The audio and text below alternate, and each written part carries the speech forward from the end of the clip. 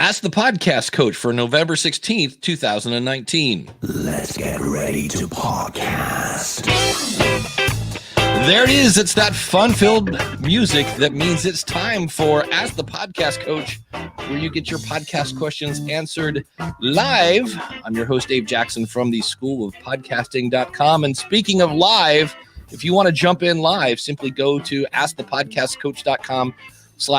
That's where you can see our chat room. And if you actually want to jump into the video with us, you can simply go to askthepodcastcoach.com/join, and you will be here live with myself and the one and only Jim Collison from theaverageguy.tv, and we'll take your questions. Jim, how's it going, buddy? Greetings, Dave. Happy Saturday morning to you. There's never anything a little more unsettling when your gear is not 100%, right? When you start doing stuff, and for whatever reason, I'm hearing you great, but my own audio back to me this morning seems a little off. And so I think so you think, well, maybe my earbuds are bad. No, I hear you just fine. Okay, connection, checking the mixer volume wise. It sounds okay now, and you've told me everything's okay, but it is unsettling. One of those reasons why I think a really good idea to over obsess and check your hardware, because you don't want to get to an interview. Like, I'm hearing one side louder than the other right now for me, just me, not you, but just for me. That's unsettling during an interview. If I was interviewing you, I would not want that. So it is good. This is an area I always tell people, if they're obsessing about their tech, it's probably not a bad thing, because it's important, right? It's important for you that you are comfortable with your setup, especially when you're doing the interview. If you're thinking about other things other than the interview, it can go pretty bad. It's distracting. Yeah, that's you want to always test. That's what we say. Go interview your best friend or somebody. Make sure that hardware works, because that is one of the things, like you said, if you're sitting there constantly looking at the meter going, is it going? Is the record button on? No, right. Which, by the way, it wasn't, but now it is. That's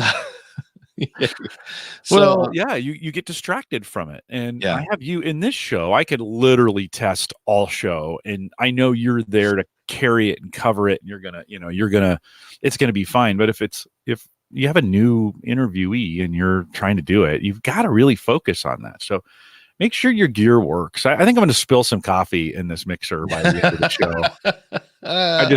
Maybe at the end of the show is when we'll do it. And then I cannot stop thinking about that Rodecaster Pro. So it's a fun little piece of advice. I know I've been having fun on my Building a Better Dave show. I've been plugging my guitar into it, which is super easy. All you need, he said, looking for the adapter, which I can't find. Oh, it's because it's connected to my guitar cable now. It's just an XLR to 1/4-inch input. And once I, figure out how to turn the gain down, there's some things like that. But it's a fun little piece of advice. Fred is asking in the chat room, did you hear the episode from Pod School in Australia about having several mics connected to your computer via USB? I did not. There are a couple podcasts that I don't listen to anymore, and mainly because if they're just talking gear and, it's after a while, I think I'm still subscribed, but I listen to about 10 minutes. And if they say, all right, today we're going to talk about the Shure SM7B, I go, next. I already know about it, that whole 9 yards. But if you want to connect a bunch of, like Jim just said, probably the easiest way, the Rodecaster Pro is really handy. Or if I don't have it sitting under my desk anymore, there's there's USB interfaces like Focusrites. And I know, Jim, you were looking at some this week. Yeah, I just bought the Behringer version, the $40 version on Amazon. Forgive me for not knowing. I can look it up, but it's I should know. It's something U2. No, that's a band. You look it up. Let me talk about it, because I was thinking at one point 3 years ago, 2015. I guess that's 4 years ago. I bought the PreSonus, the blue box, right? That's USB and no, it's bus powered. So that means the power comes off the USB port. And we monkeyed around with it. I didn't like it. I even wrote it up. It's funny. I was asking you questions about it in our Slack channel. And then I thought, maybe I wrote about this.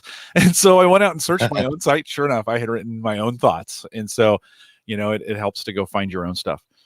And I didn't like it because it mostly requires a software mixer, and I'm not a big fan of running hardware with a software mixer. So I almost bought that again. Here's the need. I'm going to Europe in 2 weeks. I'll be in London. We're doing a whole bunch of recording there. And I want to run the wireless. We have lav mics we're taking with us. I want to run those through USB so I can push them out to YouTube because we're going to do all our recording via YouTube. And I was taking a mixer. I have a Yamaha 2-channel mixer with me, but it's only 110 or 125. And like it's pretty specific. If I plugged it in, poof, puff the magic dragon, right? So I was like, okay, I could buy another mixer just for Europe. And then I thought, well, maybe these audio how I got here. So I looked at that and I looked at the Focusrite stuff and I thought, okay, I could go this route, but I haven't really tried this low end, this Behringer. I think they have the Xenix. Is that right? The Xenix preamps are in those. Yeah, there's the UMC 22 is a single channel. Just going in, I'm looking down here to see if they say what preamps are in here. But they're not bad. I have the one where you can have multiple, like it's kind of like the 2i2 on the Focusrite. It's 2 XLR inputs, and they're not bad. I actually now recommend these more than mixers. I recommend a mixer if you're doing live stuff where you want to add that bass to your voice or treble to your voice live.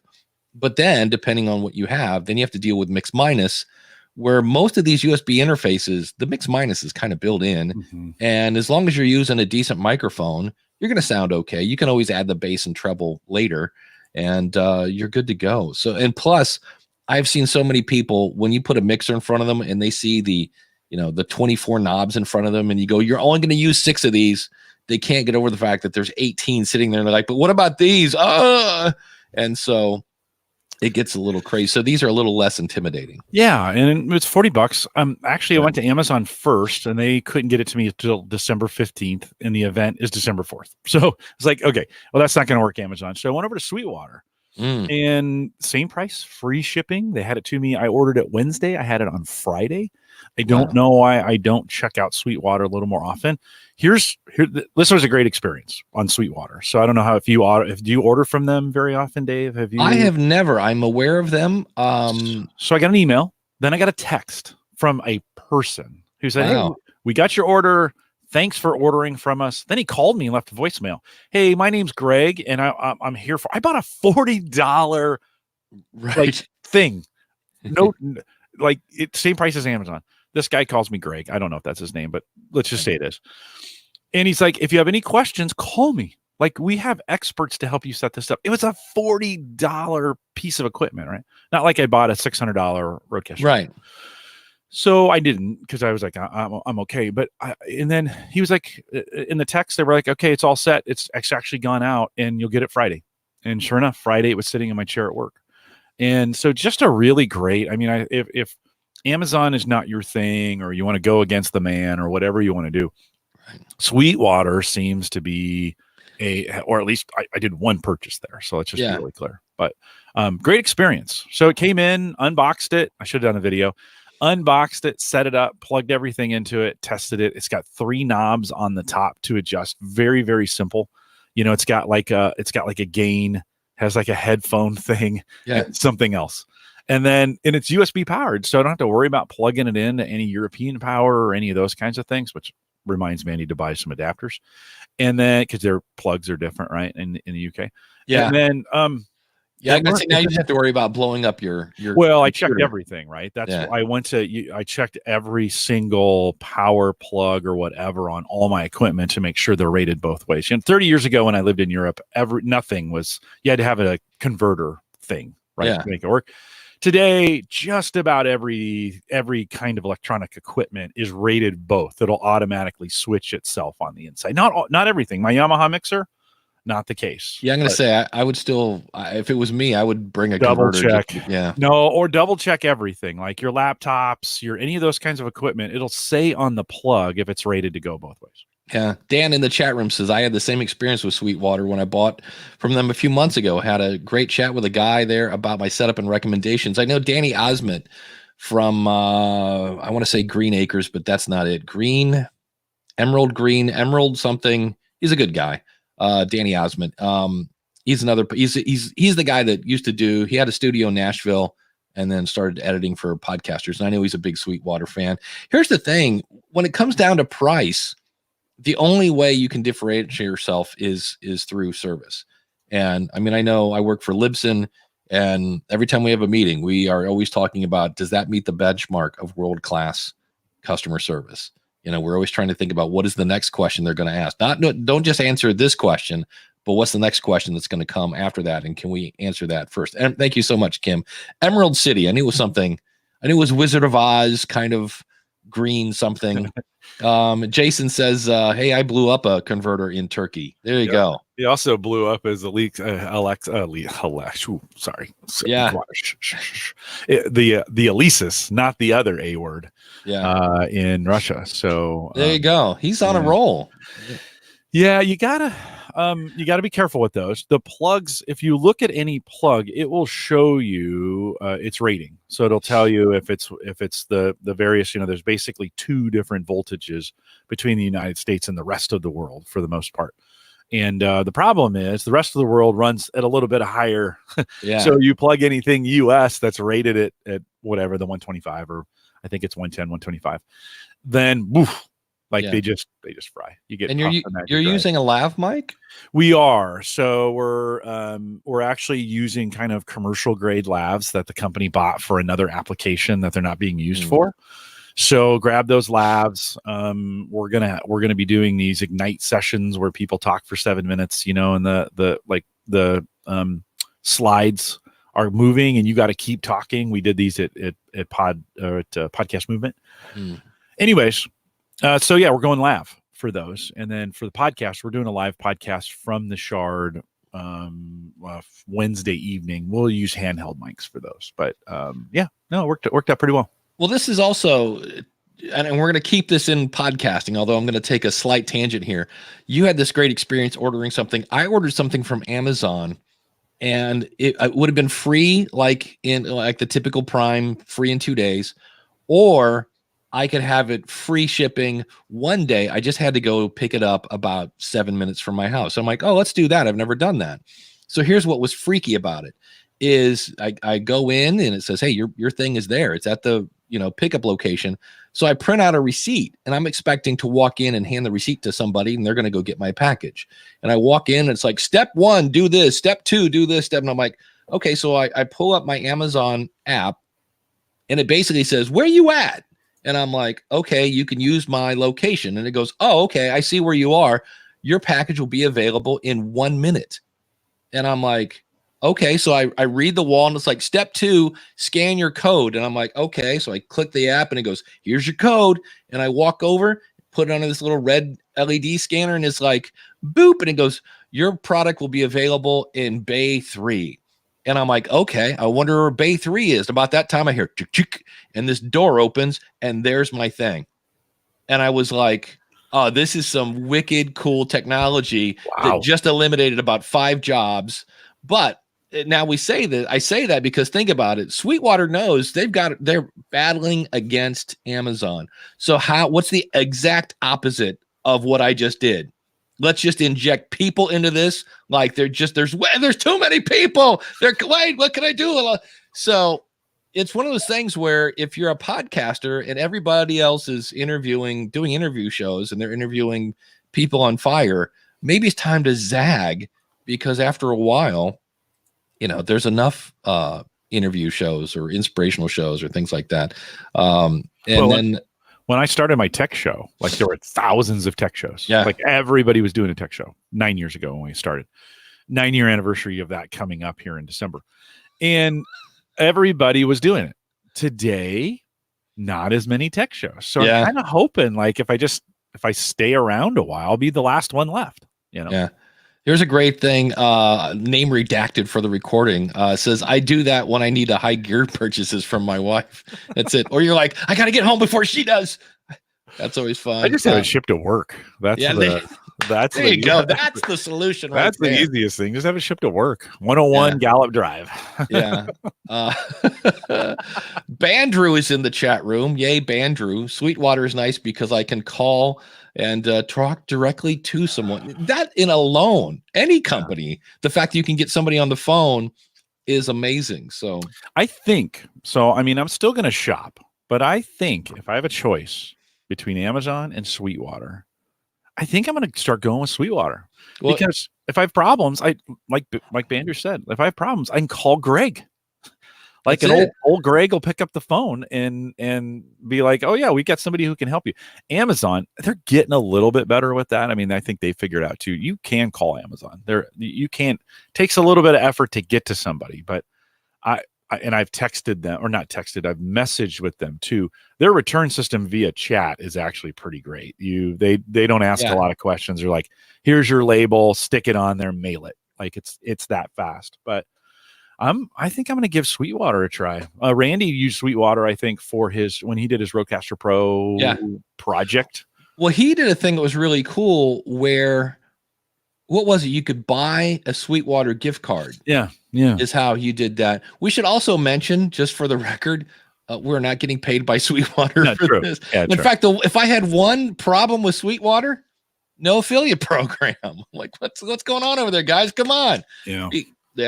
They're mentioning B&H too in the chat room. Yeah. And have you used B&H much? I've used them for one or two things. Yeah, I've used them for things that I couldn't get on Amazon. And they're same thing. They were the whole ordering process was great.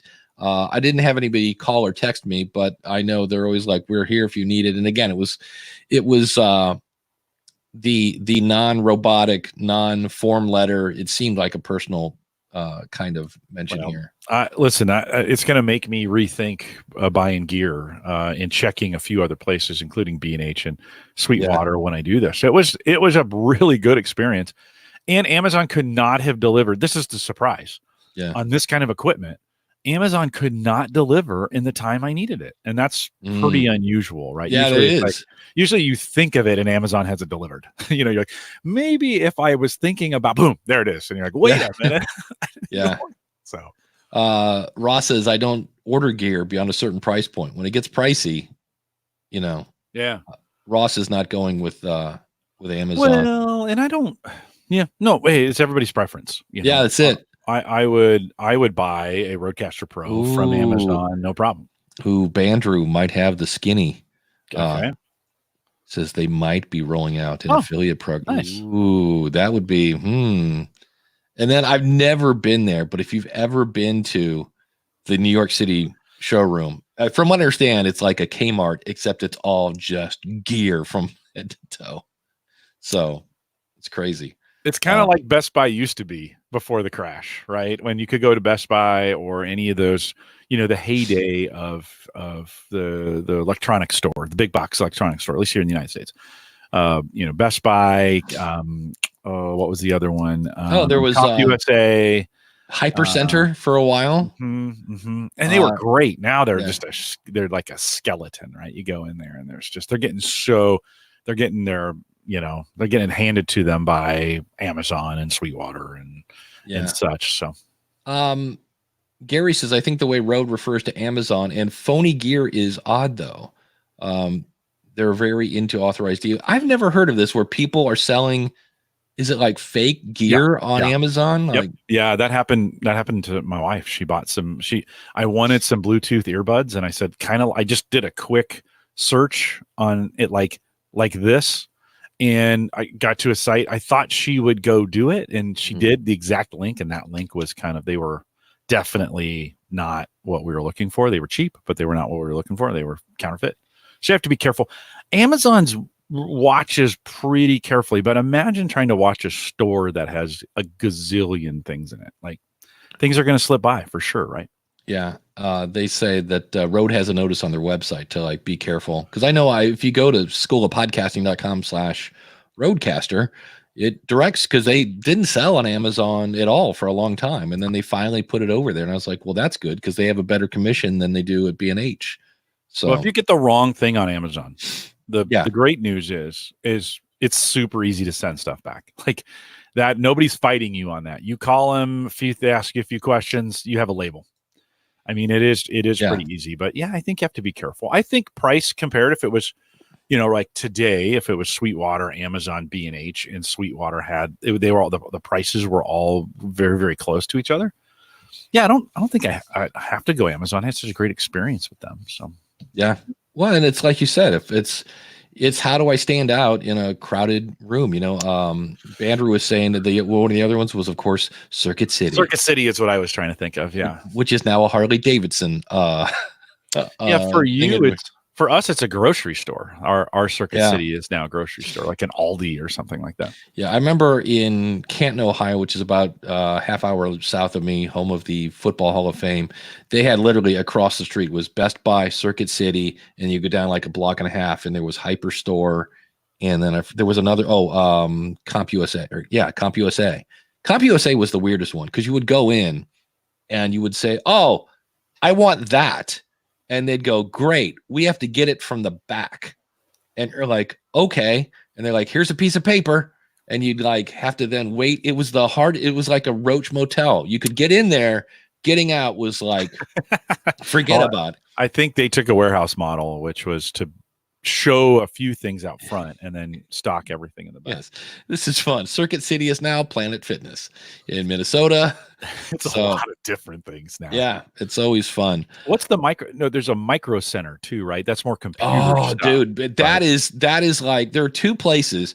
One was the first time I walked into a Guitar Center, and I was like, it was just, very angelic kind of, I was like, I couldn't believe it, which now is weird because the great thing about Guitar Center back in the day was they carried everything. I mean, it was like, holy cow. And now they've really shrunk down their inventory. They're doing like half the store now in Guitar Center is lessons. And I'm like, you guys do know there's YouTube, right? Like kids don't do lessons anymore, but I'll give them credit. They're actually people in there playing. And then the other one is Microcenters. There's one, it's about almost an hour away.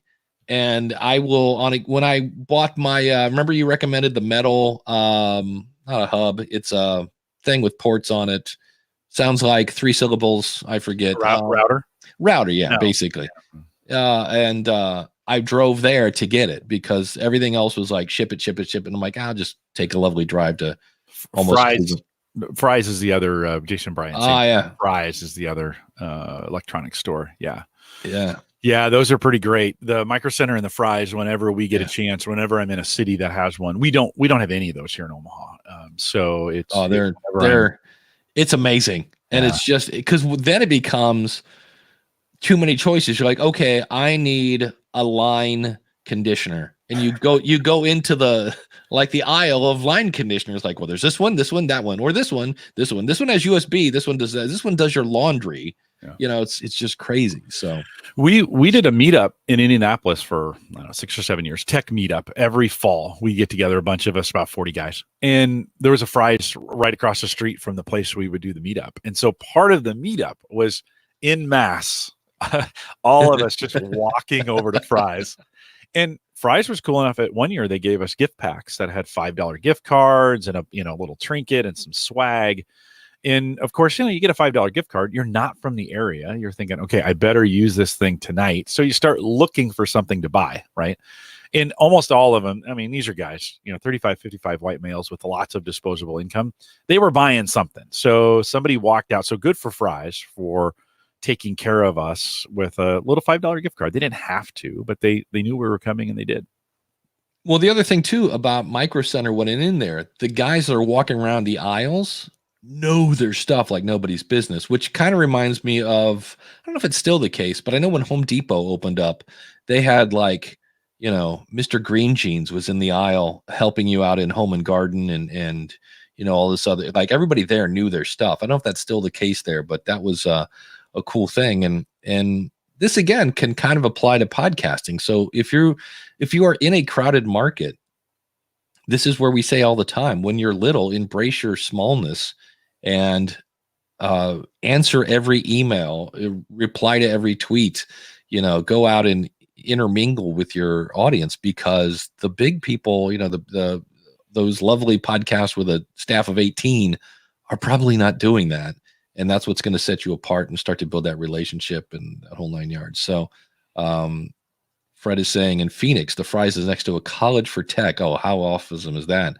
So Evo Terra has a venue for the Arizona PodCamp. Very cool. Awesome. Sometimes those places, you've talked about for your podcaster meetup type deals when you're doing those. We talked about like community colleges and those kinds of venues to meet at.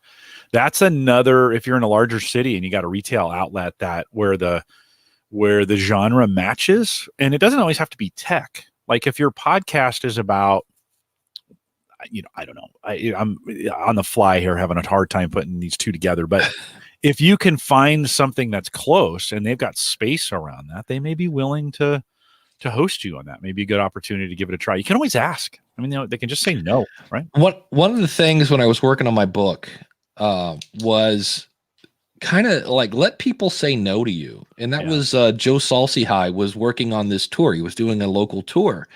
And he said there were a couple of things. Was one, he asked for a sponsorship for the tour. Like, hey, how'd you like to be the main sponsor of this tour? It's going to be 3 cities, blah, blah, blah.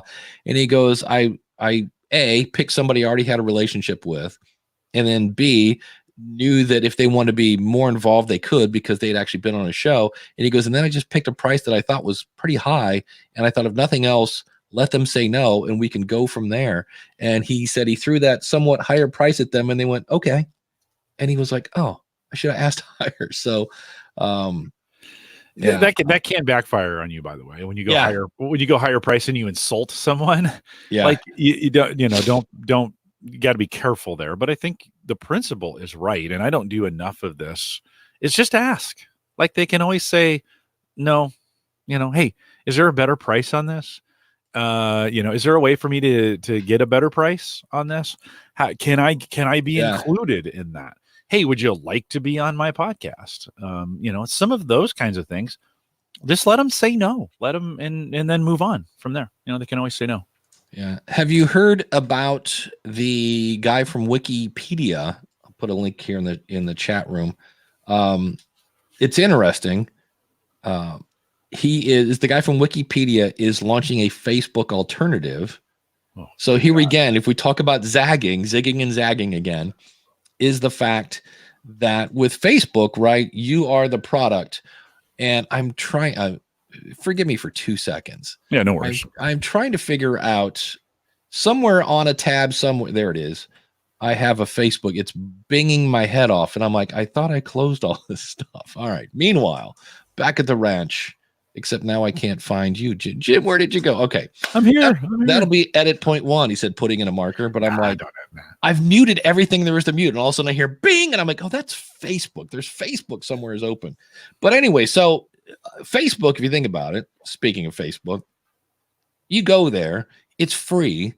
They sell your information. That's how they make money. And of course they have ads and things like that. And this is the guy from Wikipedia, one of the co-founders. And from what I understand, if you try to sign up for this thing now, it's you can be on a waiting list, but if you'd like to skip the waiting list, you can donate. So you're paying to be on there. And he's basically saying, look, the ad revenue of, hey, everything's going to be paid for with ads. He's like, not a great model. So he's zagging. And I just thought, well, that's kind of interesting. It'll be interesting to see if it works. But I just saw that was like, well, that, I'll have to go over and maybe dip my toe in the water and see what's going on over there. We'll see. I think, if you're going to zag, you got to look at, okay, what's working for these people. So in Facebook, what is working? There's a reason everybody's on Facebook, and that's because everybody's on Facebook, right? Right. That's the reason it works. If you started a Facebook platform and it was exactly the same as Facebook, and you're just going to compete with them because you are going to be better, chances are you're probably going to you're going to fail if it's the exact same thing, right? You got to come up with this differentiator. In a lot of cases, it's what do people not like about Facebook today? The fact that they're stealing their information, the fact that they're advertising to them.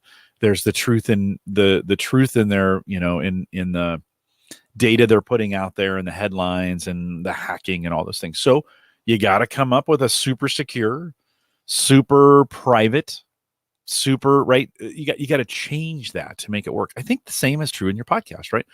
If you're out there in a very populated space, you got to kind of think, hey, how am I going to be different than the rest of them while still doing the same thing?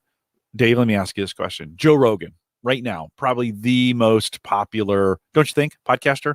He's definitely probably one of the, if not the most downloads, the most known.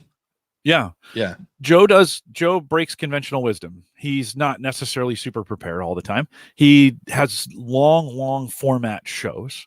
They're not family friendly. Right. I mean, it's and yet if you were gonna compete with Joe Rogan, right, which again, that's a lesson, and you don't have to be a sheeple in podcasting. Right, do your thing. Rogan is doing his thing, and he's being very, very successful at it. But if you wanted to compete with Joe Rogan, what would you, if you were a podcast consultant for somebody who was, or you or somebody else, you were going to consult on them, what kind of consulting would you give them? What would you say to them to say, I want a Rogan style podcast, but how would I be different than Rogan? What do you think are the things that differentiate, or maybe he's doing wrong? Well, some of the stuff he does, he can get away with because, well, he's Joe Rogan. And that's where I wrote a post on the School of Podcasting, how to podcast like Joe Rogan. It's like, okay, number one, do stand up in Boston for 9 years. Yeah. Like, that's step one. And then step two, get on TV, but I know the biggest thing, like if I see a guest, like I'm subscribed to Joe's show, I hardly ever listen to Joe on my phone. Like, oh, he interviewed Bernie Sanders. Great. Let me go to YouTube and skip the 7 minutes of commercials. Mm-hmm. I can still speed it up and go that route. So I think but now why does Joe start off his show with 7 minutes of commercials? Because he can. Why? Because he's Joe Rogan. So I think that would be it. If I wanted to completely, if I'm doing the exact same thing that Joe is, then I would say, well, there's got to be somebody out there that wants it in a shorter format, maybe. Right. So if Joe's doing an hour and a half show, maybe I can take, Joe's idea. Let me get Bernie Sanders on the show.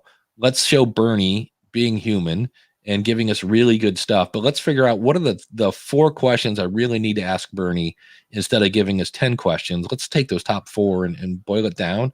Because it's not so much that Joe is doing anything wrong. It's just there may be people that go, I can't listen. I don't have like 2 hours to listen. Yeah. Not wrong.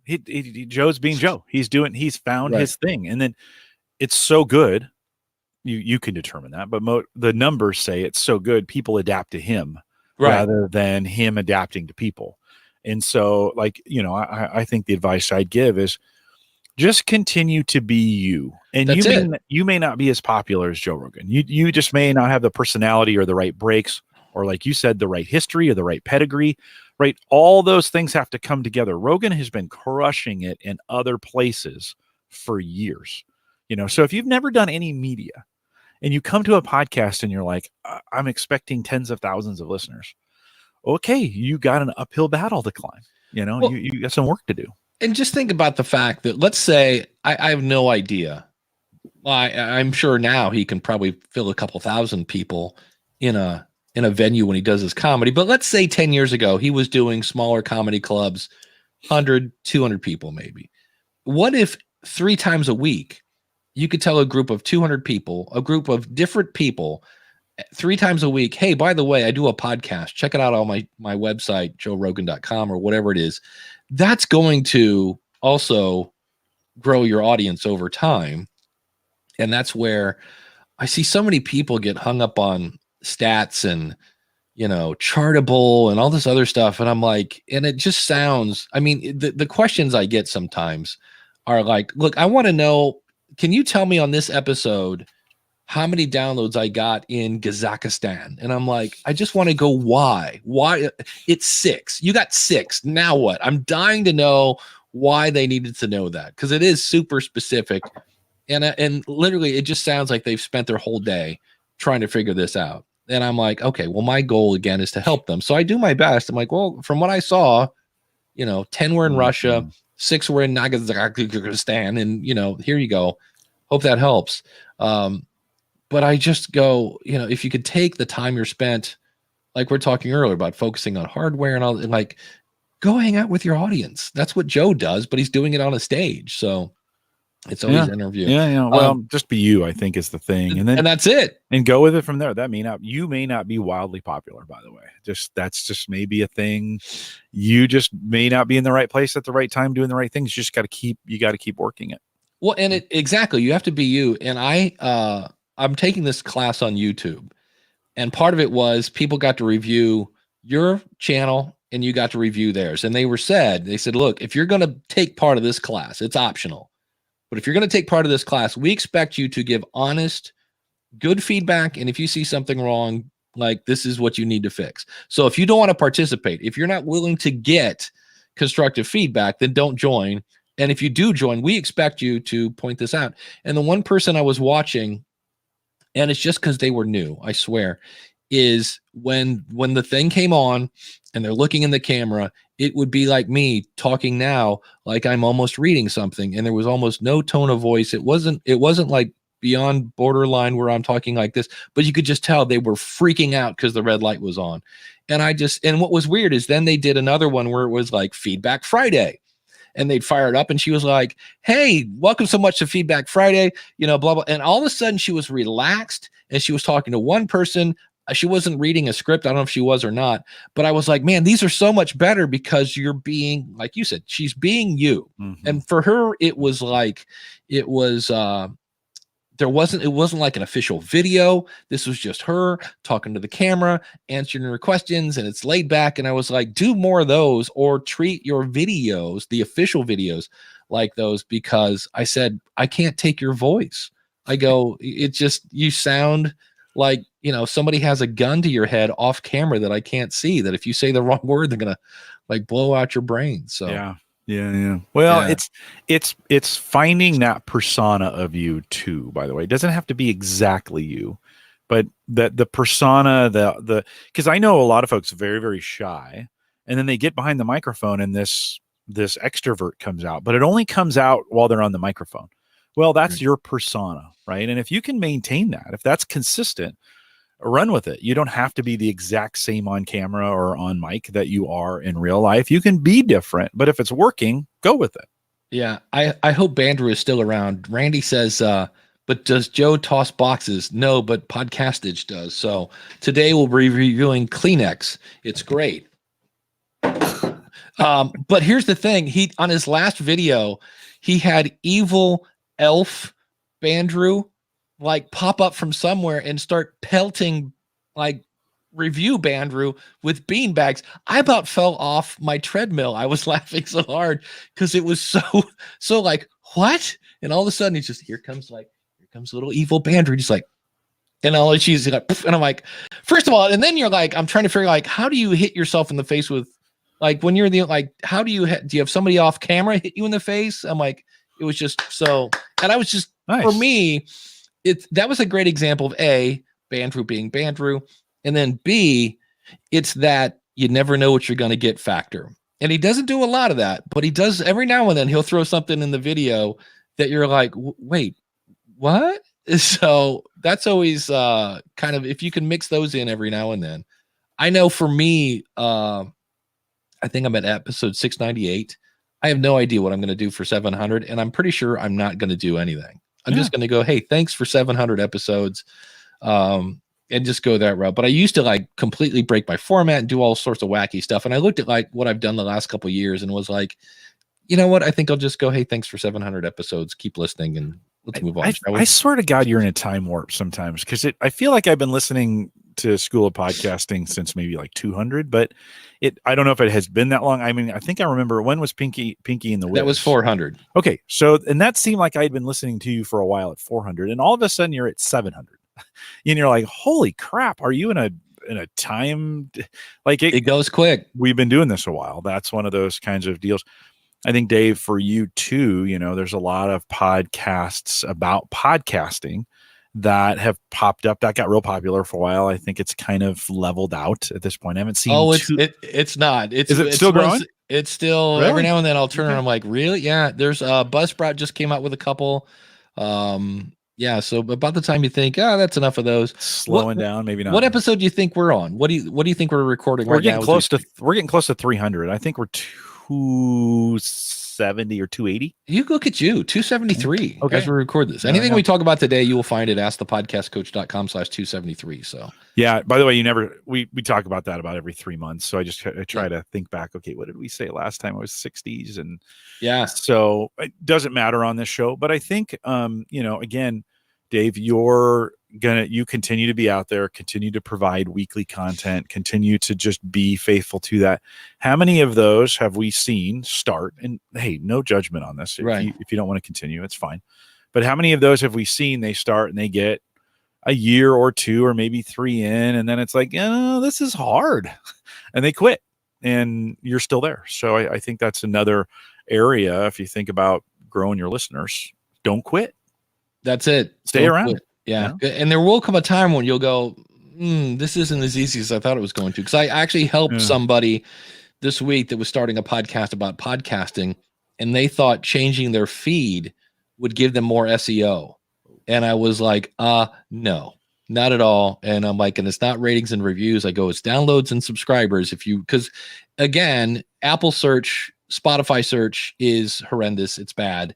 And they weren't coming up. And I have to answer that question at least once a day, if not 3 times a day. Like, why am I not coming up in Apple search? And I'm like, well, here's the thing. It stinks. And the answer is keep at it and don't quit. Be yourself, promote yourself. But the people that we can find all the time. I was going to say, those friends who don't stink. That's what I was going to make that transition before you said anything. Darn it. You beat me to it. And Dave locked up.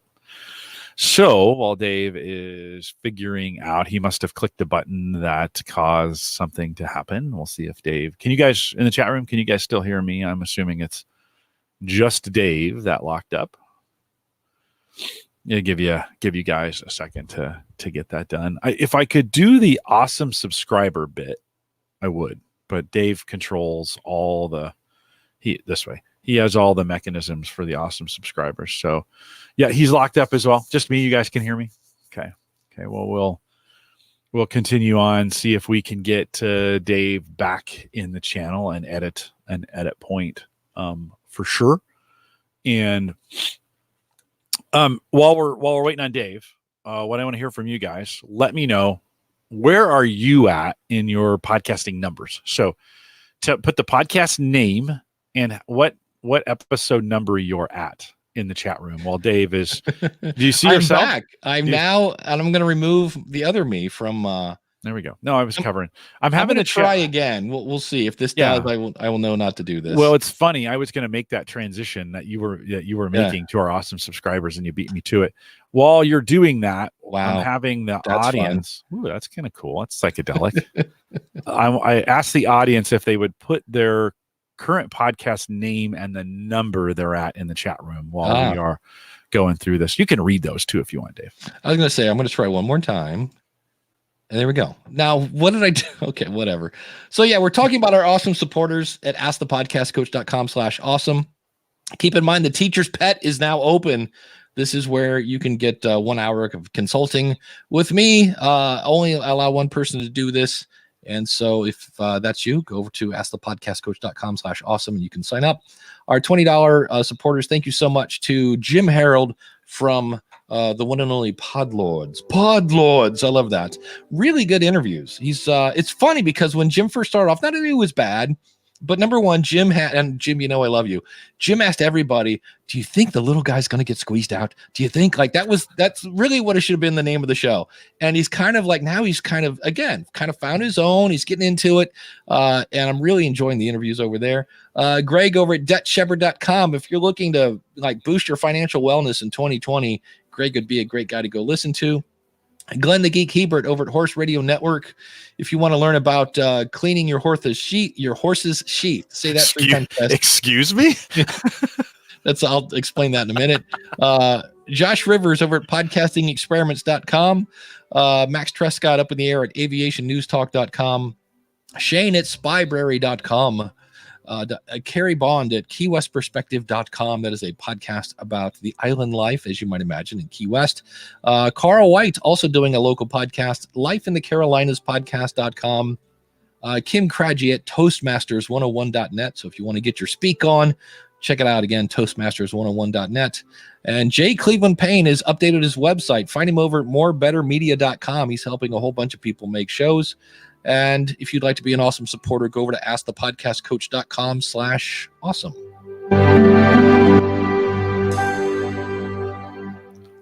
We can't, I should almost tell people no more sponsors or no more awesome supporters, because I've only got enough music for that time. It fits perfectly.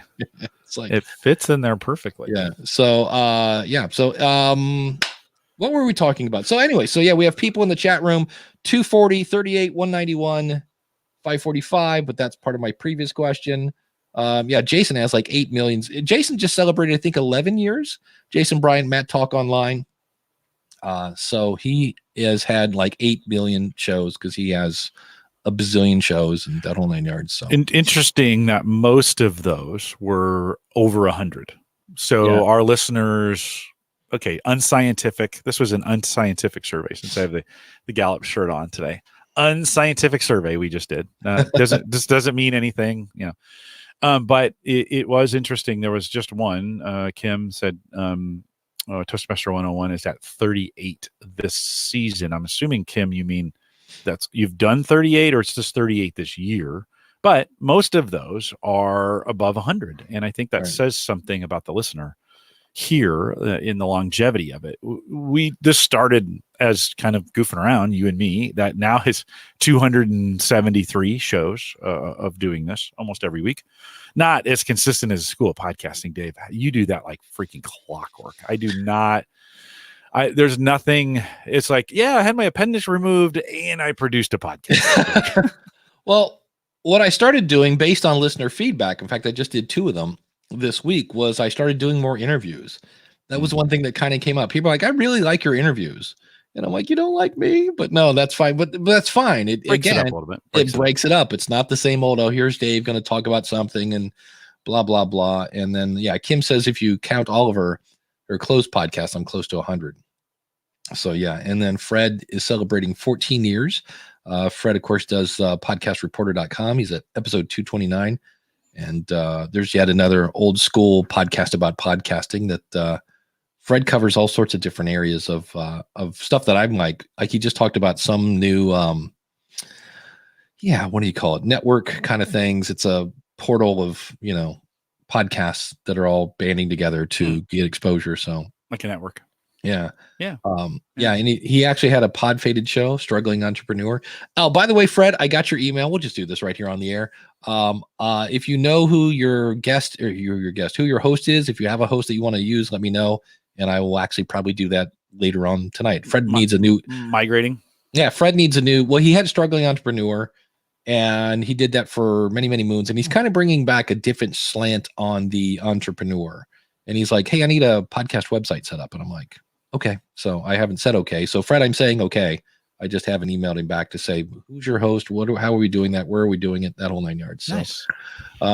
But if you don't quit, those things add up after a while. And if you have a question, by the way, and you want to pop in here and ask it as we close in on the 10 minutes. Dave, you had said something interesting while we're waiting for folks if they want to join us. You had said something interesting right before we went to the awesome subscribers, which was about people changing their feed for SEO. For SEO, yeah. And I think they're missing the point. Yeah, you're the in your slug, right? When you produce a post, it creates a URL, right? And that is SEO. Like in there is buried. Google looks at your URL for your post and gets information out of it. But I think so. Are they? What's happening is is that being transferred to the feed? Yeah. Is that what they think? So what it is like, let's say this episode was called, askthepodcastcoach.com/ what we're talking USB interfaces. Yeah. Right. Okay. So that will in some weird way potentially affect SEO. Count. Right. Yeah, right. You're right. So they're doing that and they're like, oh, that must apply to the feed. And my feed is, marketing musician whatever. And I want to change it to get more fans whatever. And I'm like, No, the feed doesn't, unless you're. I'm not sure Google is crawling the feed the same No, way. It's still a URL. right. And it's an XML file, right? And so it goes in, it's got some data it's pulling out of it. Google may be crawling that and doing some things. I need an expert on this one. Maybe Daniel knows or they could be recognizing it as a just as a feed, and they're like, no, we're going to ignore it. I mean, Google does ignore things. Yeah. So I don't exactly know for sure which one they're doing. But to your point, like that is so high hanging fruit that, like optimizing your feed URL for SEO, Google search, man, there's a billion other ways to do this before, especially because there's such consequences to changing your feed, Yeah. So, there's huge consequences. I have to explain that to people all the time, that they come in and they want to change their feed and they don't realize that if you don't do that right, and in many cases they don't, they will like completely start from zero. Like, oh, you've been doing this for 10 months and you've got, 85 episodes out. If you make this one change, you lose all of your audience, all of your audio quits working, your feed in Apple quits working. And I will explain this to people and they will still go, no, go ahead and do that. I'm like, and there are times when I feel bad because I just keep emailing them back going, are you really, really, really sure you want to do that? So yeah, no, it's, and I think I still have Home Tech, the name of the show when I first started it. I'm pretty sure that's still in my feed. Like, but there's such consequences, and the show is now called Home Gadget Geeks. So there's such consequences, and it's so hard to get that right. You could do it, but man, you're going to do a bunch of gyrations, and you run the risk of losing people along the way. Just not worth it to try and change that feed URL. And Daniel has an answer for us. Yeah, well. Daniel from the audacitytopodcast.com. He says the feed URL itself doesn't really matter like domains. The full path matters. So yeah, keep that in mind. It's not so much. And that's like, I think we did this last week when I said, Jim, what's the feed of Ask the Podcast Coach? And you very honestly went, I don't know. Exactly. Yeah. and I mean, like right now, I just got done listening to Speak Up Podcasting. That's that podcast about storytelling. Listen to 64 episodes. Couldn't tell you what the guy's feed is. I could guess because he's a Libsyn customer, but no. So it's if you think that's what's going to help, and this is the thing again. I think sometimes people are looking for anything. Like if I could just if maybe that's the golden switch. Maybe I need to update. And I'm like, no, it's really. You got to get out there with your customers or your listeners and things like that. And hopefully we don't have a podcast guru out there preaching that, do we? Have you heard of one of them saying, go change your feed, make sure your feed's that way? Because that's, again, that's super high hanging fruit. Like we still have people saying put keywords in places where you're not supposed to put keywords. Because I got one this week. They're like, hey, Apple removed my show, and I go in and it was like name of show, keyword, keyword, keyword. And I'm like, yeah, that's not, and then author name, keyword, keyword. I'm like, you really can't get more stuffed with keywords than you've done here. And that's just like, so. Bangs makes a point, chat room, talking a little bit of, okay, so now that Google is finding and discovering podcasts, not, you don't necessarily submit to them anymore.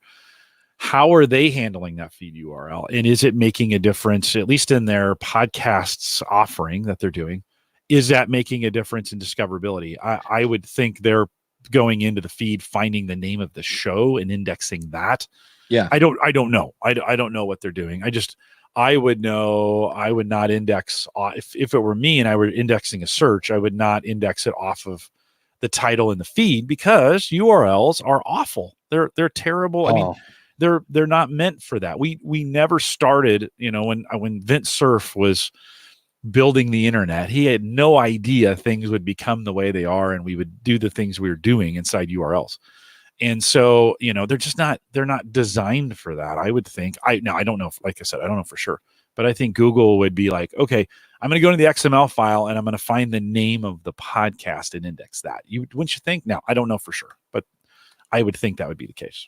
Yeah, I think, they find that you have to have that special, I forget what the code is, but there's some sort of code you have to put on your website that says, hey, we have a podcast and here it is. And then it goes and crawls the feed and adds it to their stuff. Here's the bad news about Google, because we had somebody this week where you could go to their Google podcast page, for lack of a better phrase. So they had been indexed on Google. You went to their website, you saw all of their episodes, you could click play and listen to them on the internet perfectly fine. Go into the Google Podcast app, click play, nothing happens, 0. Or it might even say this can't be streamed or whatever. But if you downloaded it and then hit play, it worked. I looked at their file. I'm like, this is probably a variable bit rate or something funky with their file. Absolutely nothing wrong with their file. Here's what's the problem. Who do you call it? Google. There's no, like, we have a contact at Apple. We have a contact at Spotify. We have a contact at, iHeartMedia. There's no way that I know of. That guy that was the podcast movement. He from Google. Are they reachable? I'm going to say I have to go dig out my cards because that was actually somebody I was going to say, hey, what do you do? Because first of all, I can't even see like anything. Like that guy could be pulling that file that I'm clicking on play. Might not even be, that might be something on his website or from another media host, or there's no way to peel the curtain back on a Google podcast listing and go, okay, what's the technology behind this? Right. And they got to fix that. That's not going to work. Daniel makes an interesting point. He said what Todd Cochran says about owning your feed URL is potentially being misunderstood as SEO and ranking being tied to what that feed URL is. And Daniel, that's actually a really good observation. I think that could be causing some confusion, not intentional. I think we understand. Todd is like, no. You need to, like, if you go to a hosting company and they're controlling everything, you can't. You need to control that. That needs to be your property and what you do. Yeah. I could see how that may cause a little confusion. Not to Todd's. That's not Todd's fault. He's saying is absolutely true. Well, there is it's been around forever. There's a website called Bandzoogle, and they make really pretty websites with e-commerce built in for bands and easy to make a player for people to listen to your music and buy your music. It's very band central. And they decided, hey, let's get into podcasting. So they did. And somebody said, hey, I'm ready to put my podcast on a real podcast host. So they came over to Libsyn, and I'm like, cool, let's import your stuff. We did that. I said, now you got to do is reach out to Bandzoogle and say, hey, we need a 301 redirect. And he couldn't get any reply. So I went over and sent an email to Bandzoogle, and they went, a what? And then they said they understood what a 301 redirect was. They go, but we can't do that to that guy's feed. Like they could do 301 redirects maybe of their whole account or whatever. And I just went, man, here's another example of a company that's not a podcast company getting into podcasting and not doing it. Now there's a new thing I started playing with, and it's kind of there's going to be a lot of these. That's my prediction for 2020. There are going to be a lot of Patreon competitors. And this thing is called Substack. And what it is, it's going to be interesting because I'm like, because part of me goes, that's not going to work. Substack is a free email service. Free forever. If you just and what it basically is, it's Medium. It's makeyourownmedium.com. So you can post your stuff. It'll send it out via email. But if you decide that this particular thingamabob is for people that contribute only, they're going to take 10%, which is very Patreon-ish. I'm like, okay, so that's cool.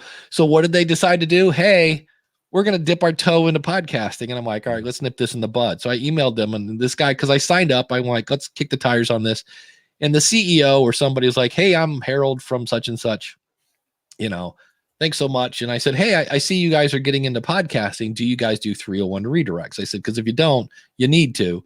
And I was very happy to say, they go, oh yeah, we will do a 301. You just have to ask for it. I'm like, because I don't see it in the dashboard. And they're like, well, number one, our podcasting stuff is very, very beta. And number two, yeah, we'll do it. You just have to redirect. So I was at least happy to see that they had a clue, but it was an interesting service. And I think we're going to see Harry Duran just started playing with glow.io, I think it is. And that's a really interesting interface, because I went to Harry's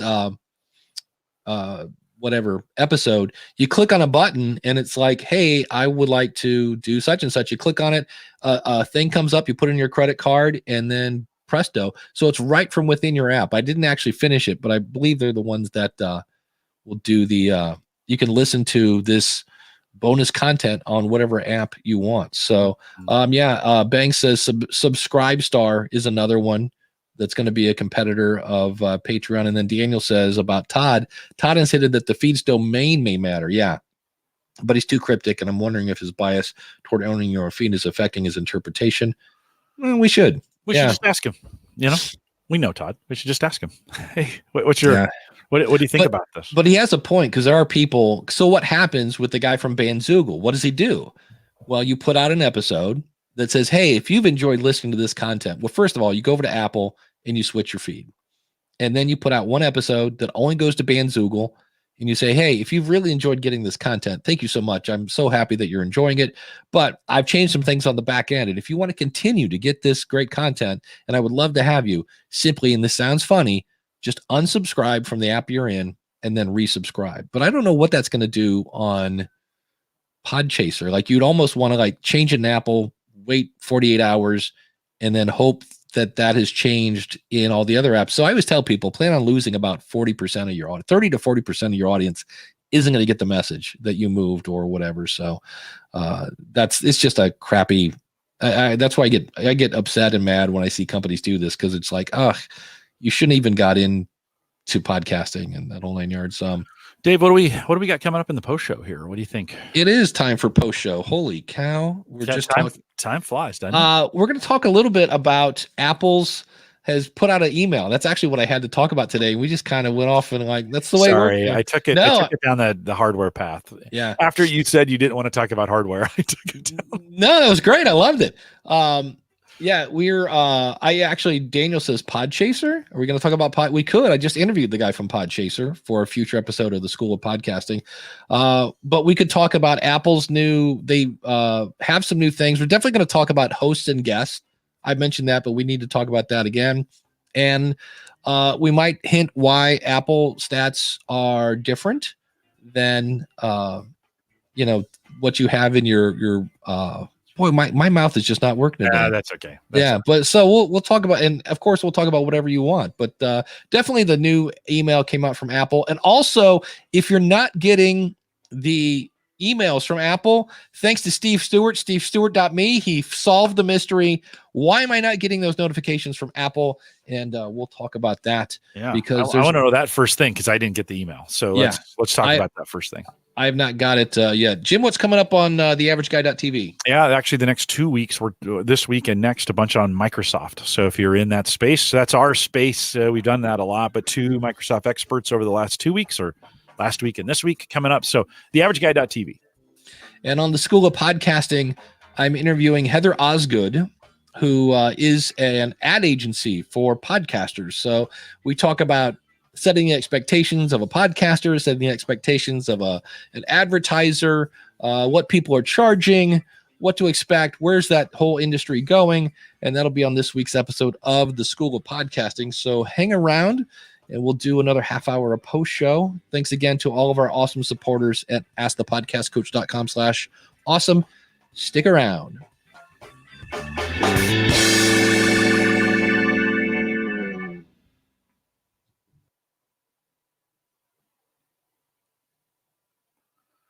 And we're back. So what's this email thing? I heard you guys alluding to it. Yeah, it's we were trying to figure out who got it and who didn't, and some of those kinds of things. But what's the deal? Oh man, I wish I hadn't put this in. What do I need to know? I put it in Trello. Well, first of all, here's some updates to help you improve the experience for your listeners on Apple Podcast.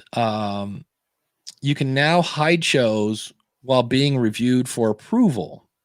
So you can say, hey, submit my show to Apple, but don't put it out to the public yet. So right there's a part of me that goes, really? Okay. This way, you can easily manage the launch of your new shows directly from Podcast Connect. Now, this is where part of the problem. They said your new show. Some people think new show means new episode. They mean new show. So when you're launching your show, select Hide Podcast after submitting it for review. The action will not impact or delay the feed's review process. When approved, you can then select the Unhide Podcast and allow up to 24 hours for the show to become searchable on Apple Podcasts.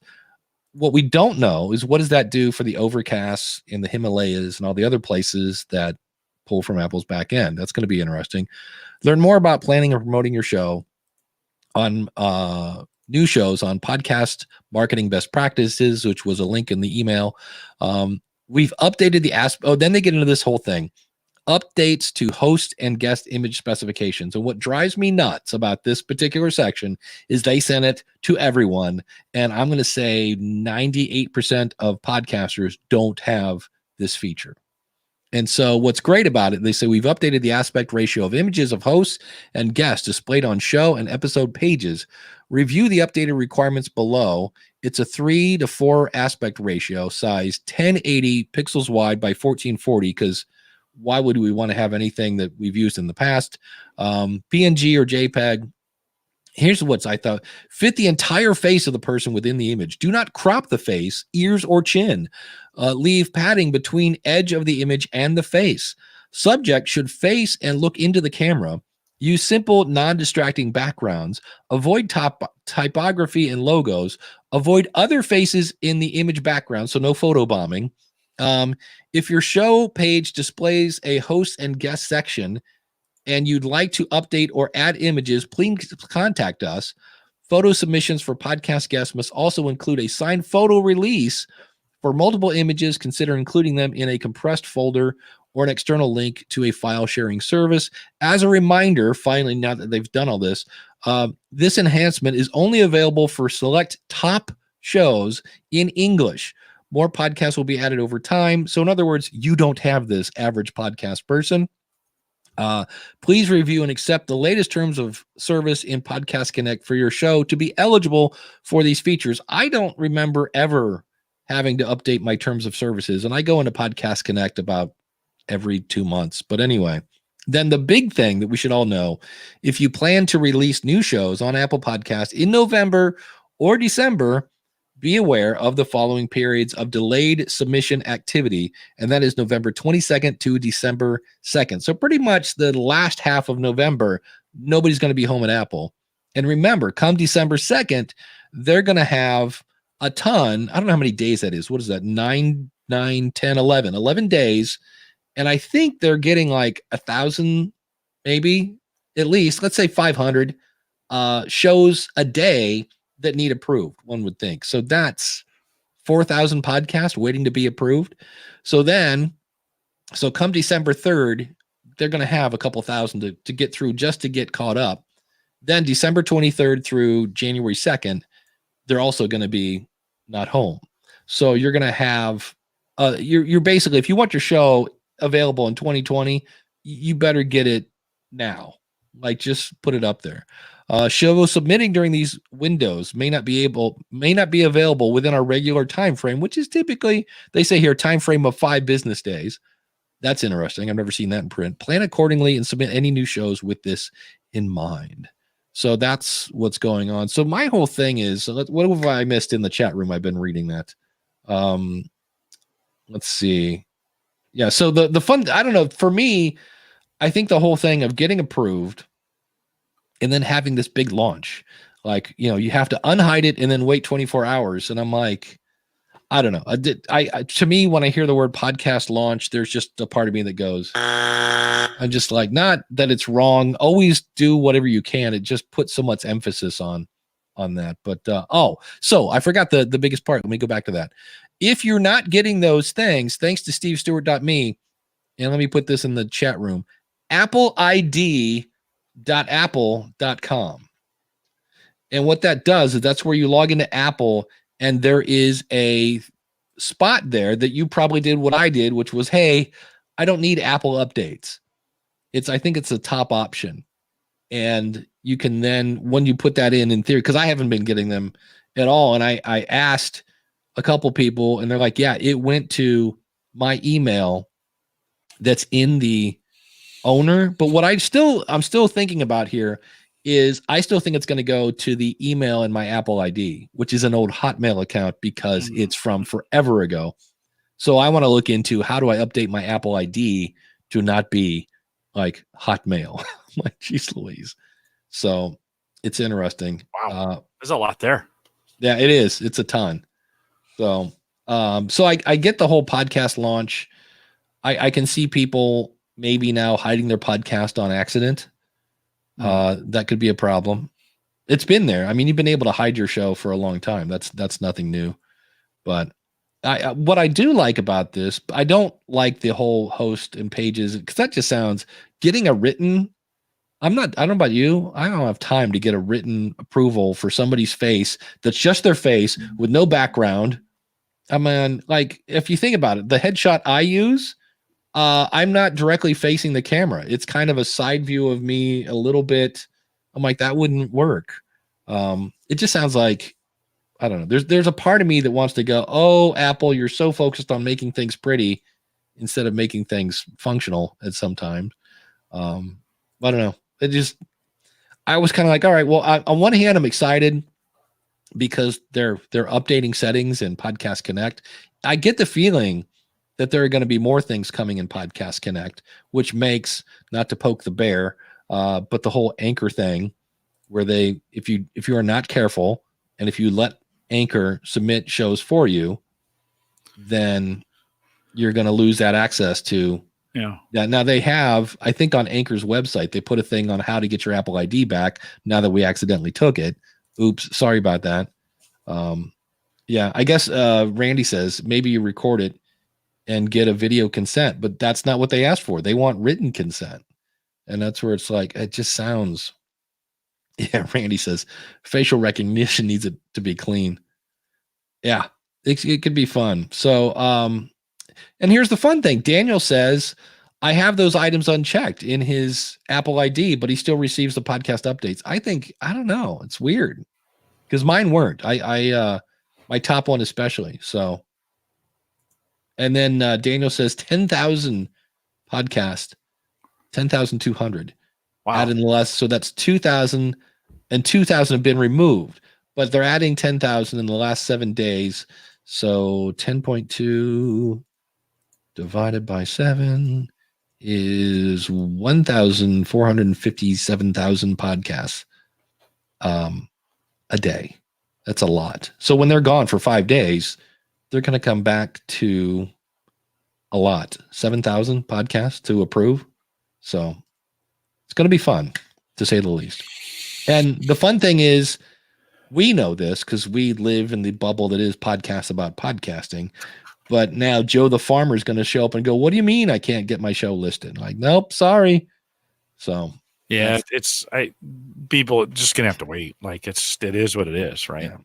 During the holidays. Do you find with either the work at Lip Center or the consulting work that you do, that does it pick up in December and January as far as launches go? Maybe Daniel's numbers would tell us. Is there a significant uplift to that end of the year kind of rush? I know January does. January, there is a ton of people launching shows. And I don't know. I'd have to go back and look at my numbers. Probably a little bit. Because I know we're already seeing just a little bit of an upswing in support. And most of that, and this is why I always kind of, again, it's Joe the farmer. It's Marcy the hairdresser. They don't understand how podcasting works. So they log into Libsyn. You go into Blueberry. I know Mike gets this question all the time. And you upload an episode and go, why isn't this everywhere? It's like, well, that's not how podcasting works. Jim, are you still with us? Or are you locked up? Okay, good. I'm sorry. I was concentrating on something else. It's like he has not moved in about 6 seconds. No, I'm trying to get something to save and it won't save. So yeah. So I was trying to get prepped for this Podchaser conversation too that we're having. So. Oh yes. Podchaser. Have you ever been to it? No, just this morning. No, that's not true. We talked about it a couple weeks ago and I went and looked at it, but I thought, I probably need to get, because this is the IMDb, right? Right. And here's I'm so glad this is in post show. Here's what I could see. You first of all, what's really cool, spit it out, Dave. You can follow somebody now and get like I could say, give me an RSS feed for all things Jim Collison. Yeah. And that's kind of cool. I could see this being used. So for those of you that listen to the School of Podcasting, I apologize. This is going to be a rerun, but you heard it first. I could see people, I could see me using this. Let's say I'm going to have Jim Collison on my show and I want to do an interview and I want to find all the Jim Collison interviews of the past so I don't repeat them. I could see going to Podchaser Yeah. and doing that. What's interesting is they are reaching out to places like Player.fm, Captivate.fm, because they have a ratings and review system. And they're saying, and they're starting to implement that in other places, not just Podchaser. And I said, great. I go, how are you going to stop that from being hacked? And he kind of went, well, we're working on it. We have algorithms to catch that, but yeah, it's already happening. And I was like, oh, this is why I hate ratings and reviews. But I also asked him, I go, how are you going to make money with this? And they're going to add some Prime features in the future, but right now it's free. So it's interesting. I like it. You can go in and make lists. Like you could make a list of your best episodes. Yeah. You can make, I think you have to pick your top 8. That's hard. So I was like, how very MySpace of you, where you can pick like your top 8 podcasts. But what I liked about it is I typed in my name and I was able to find old interviews from like a decade ago. So it's kind of cool if somebody ever says, you know, if I ever wanted to point people on like, here's where Dave's appeared in the past, I could just point him at my podcast or Podchaser page. So it's interesting. I'm not sure. What do you think about, does this solve a problem? I do like, and I've been thinking about this a lot lately, I like the IMDb aspect for podcasting. So I think we are big enough. There's enough things going on. There's enough in the back catalogs. There's, 15 years of podcasting mainstream, that I like the idea of like, hey, I want to know where Chris Nessie is. I've had him on my show, like even sometimes finding where else he's been. And so, or if I'm going to have a guest on, I'm having this guest on in the next couple of weeks. I don't know him. I want to highlight other podcasts he's been on or listen to him. I love it all kind of being here and grouped this way. I also love the aspect that people can go in and kind of help the algorithm, so to speak, or self-identify or put some of their own information in. I'm a little confused as how to own my own podcasts in there. And so I need to do a little bit of work to figure that out. You have to claim it somehow. I forget how that goes through. Yeah. I need to go in and do a little bit of work, but I'm for it. Like I like this idea of somebody could come in here, any system you create is going to be gamed. So that's not a good reason not to do something like this. But I do like the aspect of having some kind of you're having a difficult sharing day today. I love the aspect of this, like an IMDb, where it's like, hey, where could I go and find my other podcasts that are podcast specific? So here are my top 8. So Bandra, if you're still watching, you made the top 8, man. But here's something else that's kind of cool. You can see people that follow you. So Reginald the Great and Arnie Chapman, who's the football history dude. And so this might allow me to go over. So it's a little bit of the Twitter kind of Facebook, follow me, follow you kind of thing. Don't know if that has to do with that. And you can see what other people are listening to, which is kind of interesting. So you might get some insights into your audience on that. I can see my reviews. I'm not sure if these are from Apple or are these reviews on Podchaser. These are things I've reviewed. It looks like. So it's interesting. There's a part of me that goes, I'm not sure exactly like why I do this, but I asked him that question, and it goes back to, I want to do everything I can to grow my audience. I want more exposure for my show. So is this free? Yes. Is it somewhat easy to sign up? Yep. Could it potentially get me more listeners? Maybe. Okay. Then I probably should sign up. So, and Dan has a question here. The email address in the podcast RSS feed that you're trying to claim with a code to verify that you own it. Yep. I know that's how you do it in Apple. I think that's how you do it in Podchaser as well. Well, I do on back to Podchaser. I do like the aspect that it's dedicated to podcasting, because what do we do like when we find an actor and we want to find other places they've been on, other things they've been on? Yeah, I can do a Google search for that, but what do I search? Jim Collison podcast? Like specifically for podcasting. I love the idea if Podchaser would become that kind of that IMDb place. I'd like it. Is there a verification? Like I just I just created a profile. Do I need to be verified in some way, or I think so. okay? Boy, this is just not going to be my friend. I have learned this now. If I get this to share again, I will just remove the share from the broadcast. Yeah, but not delete it, which is what I've been doing. Different resolution on that. Like make that screen a little bit smaller, or just pop it out of the full screen or whatever you're doing, and see if that just change that resolution up a little bit. Maybe hang it up on the sharing piece. No. Yeah. All right. Because what I was going to do is go over and search for Jim Collison just to see. I just created an account over there. And so when I went in there and I logged in and I found Home Gadget Geeks, it had, so Heather and Chris, who've both been on my show, got tagged as creators. Now that I'm not super. See, they should be guests. Correct. You can go in and say, like, I've been tagged as a producer and some editor. I know I'm listed on editors for some of my clients and things like that. But yeah, that's and what he's working with is probably sometime in December. Like Omni Studio will have a back end that will automatically submit this information to Podchaser or something like that. So he's starting to work with different platforms. And so I asked him, I go, have you reached out to Rob yet? And he has, and I'm not sure exactly where that's at this moment, but I'm sure he's reached out to Todd. And I said, are you reaching out to the Pinecasts of the world and the other little ones? And he kind of laughed. And I go, yeah, I know. Every 10 minutes, a new media host is born. So he's going to have his, whole thing going on. I'm going to, you know what I forgot to do? It's okay. I'm your friend. It's okay.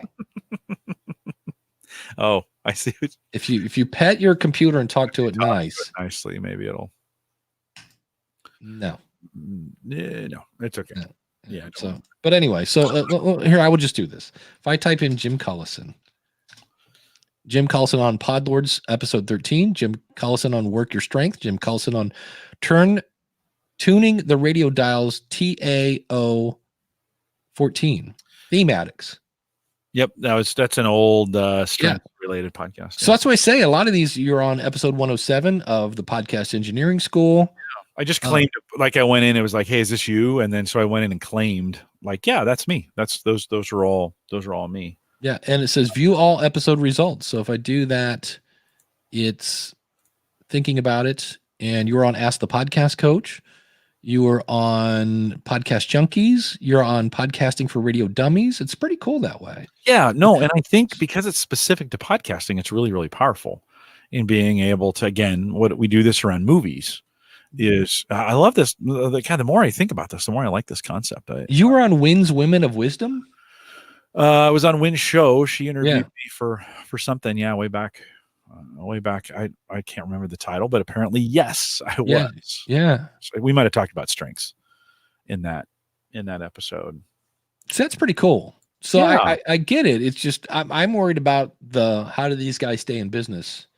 Well, yeah, but I love the run. I mean, if we can get everybody doing this, like I'm the motivations are in the right place, Dave, for me to go in and update my information so it's the most accurate.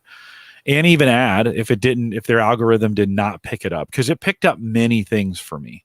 If it didn't pick it up, then the ability to go in, and what I'd love to do is once you own a show, if somebody wants to tag themselves in it, you'd get a notification saying, hey, so-and-so, is that so-and-so? That would slow down the gaming a little bit, right? Or my ability to go in and say, I just had Rich Hay, who was a podcaster, a technology podcaster, to say, let's add, Rich to this. And so this is my little granddaughter here.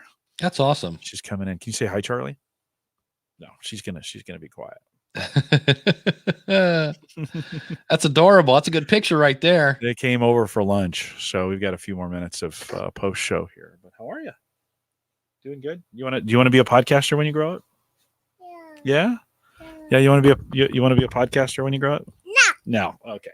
What's the name of her little friend? Who's your friend here? Who's this? Teddy. That's Teddy. Ah. Everybody needs Teddy bear. Everybody needs a teddy bear, right? Yeah. That's So my daughter this week on Twitter self-proclaimed that she's now an official podcast guest. So she's been on enough. Well, there you go. Yeah, Excellent. she's been on enough. Congratulations. Like she's not official, professional. That's what she used. She said, I am now a professional podcast guest. And Nice. so that's going to be, she's coming on my podcast here in February. So yeah, Kyle says Potted is something like IMDb for podcasters. And I met that guy at She Podcast, and I want to interview him in the future as well. So yeah. Hey, run upstairs for a minute and I'll be up there in 3 minutes. No. Yeah. No. Oh, but then you can't talk down here because you'll be talking over Dave. Unless you got some podcasting advice. If you were going to start your own podcast, what would you call it? No, you should call it Tickle, Tickle, Tickle. It's a good name for a podcast. Is what she called it. Is there a Tickle podcast? Hold on. We got to find this out. Look it up. See if there's a, no, she's okay. Let's see if there's a Tickle, Tickle, Tickle podcast that's available somewhere. What do you think, Dave? She's famous. I asked her if she wanted to start a podcast, and she said no.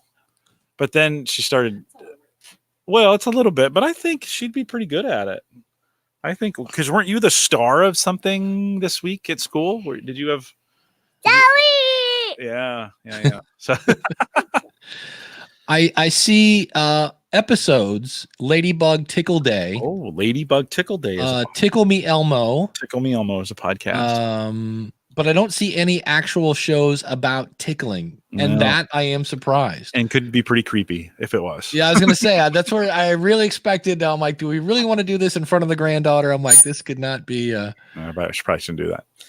Well, with her here, I'm going to go. Yes. So I think we're right at time. So thanks, Dave. We'll see you next week. Yeah, everybody. We'll see you next week. Right. Thanks so much for. See ya. I'm going to try one more thing here, just for giggles. This is really bugging the crap out of me. I'm going to try to share one more time. No.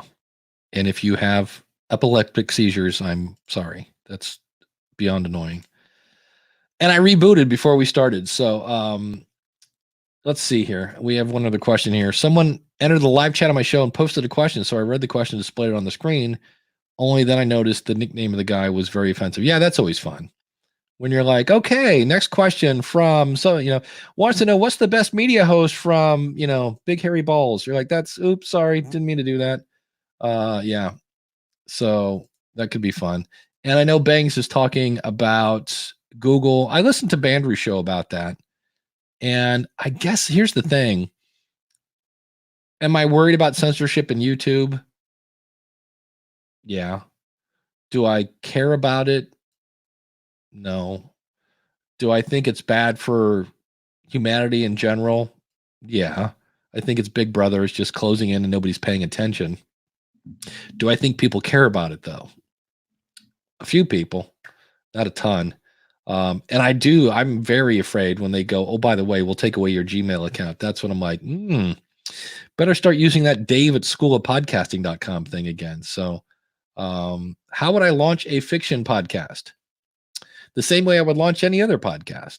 It's really not a whole lot different. I would make that first episode, like if it's a story, like normally with a lot of story, I'll give you an example. So many people want to go, I walked into the room. It had an olive green wallpaper from 1967 and blah, blah, blah, blah. And they just go into all this description where I could say, man, the other night I came home and I was staring at myself in the mirror and I was so tired I couldn't even hold my toothbrush. Okay, you already know I'm in the bathroom because all I had to say was looking in a mirror, holding a toothbrush. You know I'm in the bathroom. And the beautiful thing is you probably already had a picture of maybe the lights were around the mirror. Maybe it was an LED light from the top, whatever. I know I'm really the last guy to ask. I am not a fiction person, although I'm very, very close to listening to Girls in Space. I've heard so many people talk about that I might listen to that.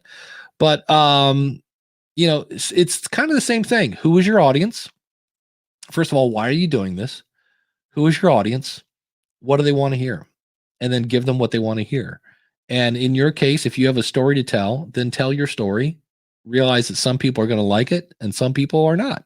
and you have to be okay with some people are not, because they're not your target audience. So that's really about it. Don't all you need is artwork. You need a media host that gives you an RSS feed. I recommend Libsyn. Use the coupon code SOP free. And don't overthink it. Realize it's the story, not the production. I know a lot of people are like, okay, we're going to do this, and now we have this big music and extra production, and we're going to throw in sound effects and all this other stuff, and meanwhile the story is crap. So it really boils down to having a really good story, and then the production will enhance that. I've listened to a couple of fiction podcasts that sounded amazing, and they had all this extra sound effects and things like that, but in the end the story didn't go anywhere. So don't get lost on the tech and the sound effects. It's got to be. I always love the fact that a really good song.